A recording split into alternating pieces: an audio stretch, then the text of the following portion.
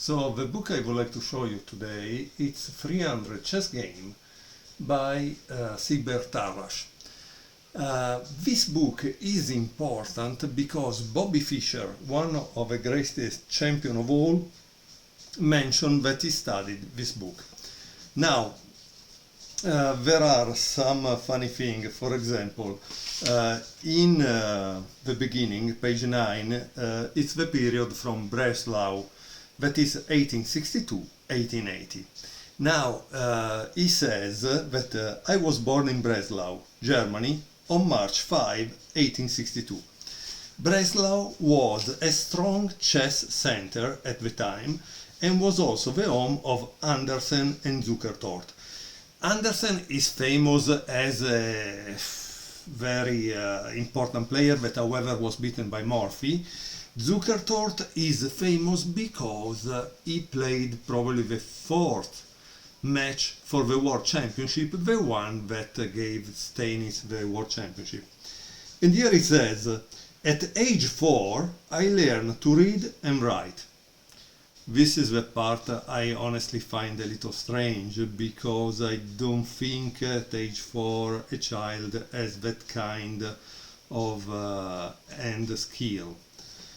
At age 6 I had already read most of the books in my father's library. I was considered a strange phenomenon in the 4th grade. I mean, I think it would be kind of boring to be in 4th grade if you already know how to read and write, and if you read all the books in your father's library, which maybe, you know, this guy belonged to a rich family, because if I remember well, Tarrasch was a doctor in his profession, which means the family probably invested a lot of money, right? In any case, I would like to show you some of the games because they can give us a perspective of different time period and the way they played. Now, don't keep in mind the fourth couple of games because probably he was young, okay? In fact, he doesn't write in which year they were played. The game number 1 is Tarrasch Mendelssohn, an irregular opening, but we don't know when it was played. And the period is from 1862 1880. So 18 years, right? So e3, a very irregular opening. Tarrasch is white. e5, c4, knight f6, knight c3. This is not c3, knight c3, and knight c6, e3, so he's trying to fight for the center, d5, black has a better control of the center at this point, I think. C takes d5, knight takes d5, knight f3, bishop g4, and here we see that there are Tarrasch comments, so that's why the book is interesting. Here it says this bishop belongs to e6, so for him the bishop had to be developed here, and this is a very interesting thing because it could make you think about the fact that some pieces belong to some squares in when you develop them, and you want to leave them there and develop other pieces, okay? So bishop g4, it was there, bishop e2, and here we have knight take c3. Both sides follow the famous pattern of Andersen and Morphy. The latter used to make this faulty exchange, which reinforces white center considerably. So I don't know the next move, but the point is, if he tells me that reinforces the white center, is clearly this. Why? Because he wants to play probably this, okay? However, this move has a little disadvantage. It creates a isolated pawn, right? So let's see. Yeah, b takes c3, obviously. And now f5. Here it says this is to protect the bishop from the threat of knight e5. Okay, so he wanted to play knight, he thinks knight e5 is the problem. Interesting. Okay.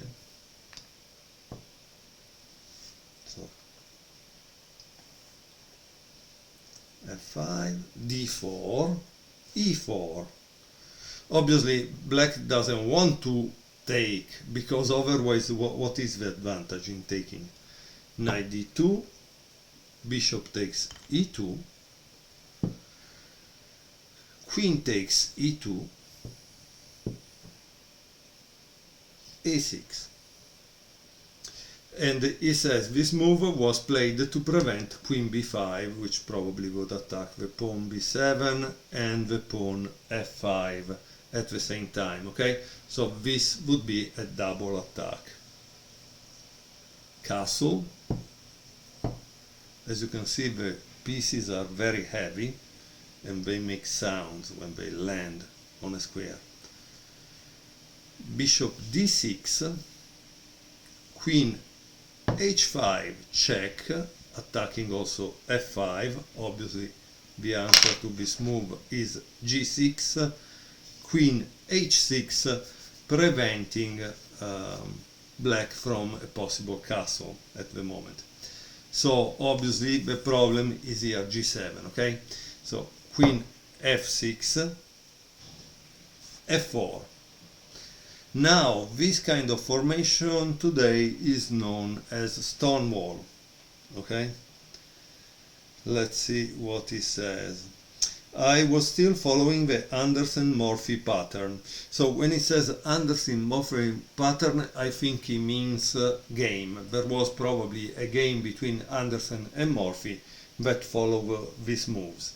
Nowadays I would move a pawn one square only. So instead of f4, he would play f3 in order to recapture with a pawn after he takes f3. And so it takes with this. So why he wants to do this? Because it opens the G file. Okay. And then advance the pawn. Okay. With a decisive advantage. Of course, the knight sacrifice on d4 has to be avoided, which can be done by rook b1. He says, okay. Let's see what happens. After f4, obviously, black doesn't play e takes f3, because that would give an advantage to white. He plays castle. And castle is really good in reality. Also, if of course there is this file that is open, so white can attack. But as you can notice, white is still a little uncoordinated, because all his pieces are not developed. This queen is out of the game.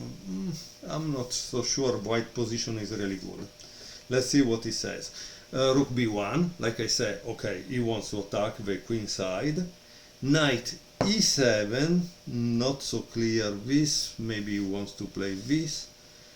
And queen h3. The queen, now misplaced, plans to go to the other side of the board. Black overlook the ensuing threat. So you must be careful. Every time there is this kind of thing, the problem is this, that this one is going to fall. How do you defend this? h6, knight takes e4, queen e6, knight takes d6, rook takes d6, and queen f3.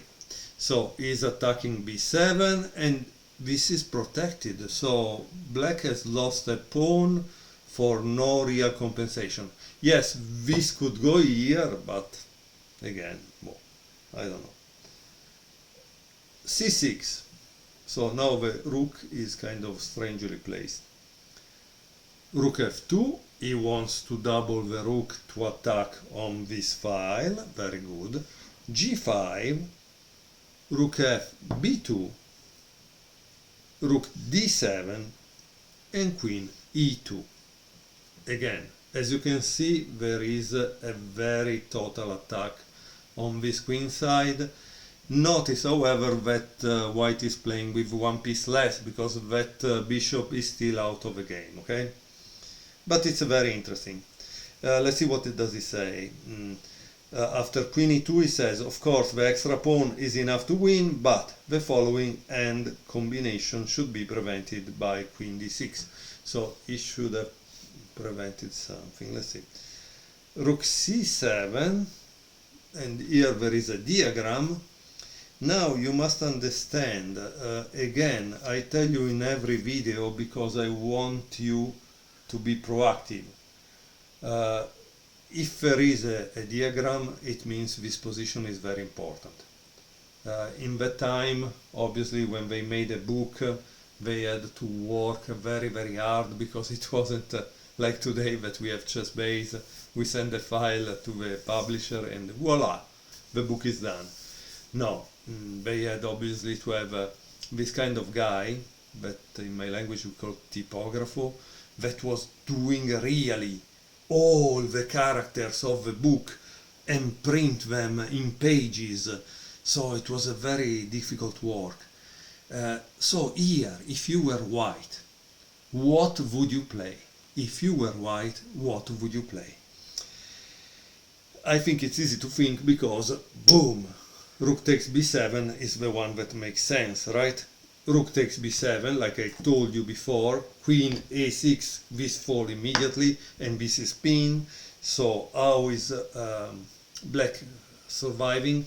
He tries to play queen d7, but at this point the game is over, because queen a8, okay?